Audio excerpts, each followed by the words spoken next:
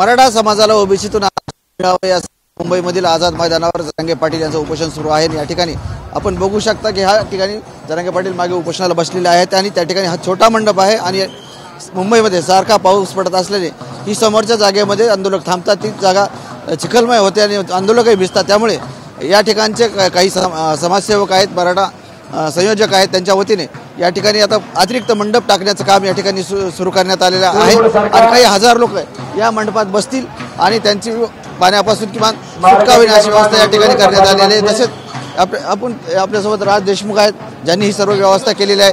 दादा, किती स्क्वेअर फुटाचा मंडप आहे, किती लोक सामावू शकतात? जवळजवळ 20,000 स्क्वेअर फूटचा मंडप आहे।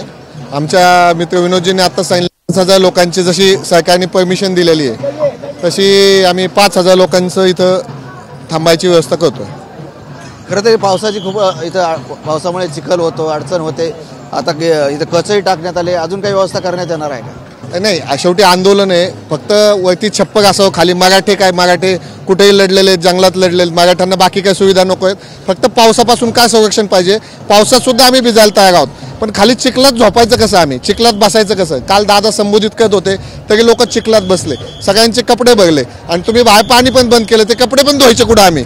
म्हणून बाबा एक वाटलं बाबा पावसापासून संरक्षण मिळावं म्हणून मंडप टाकला, बाकी काही नाही। समाज या ठिकाणी येतो आणि या ठिकाणी पाऊस पडल्यामुळे त्या ठिकाणी त्यांना चिखलात बसावं लागते, त्यामुळे ही व्यवस्था करण्यात आलेली आहे। संजय सरोदे, मराठी, आझाद मैदान, मुंबई।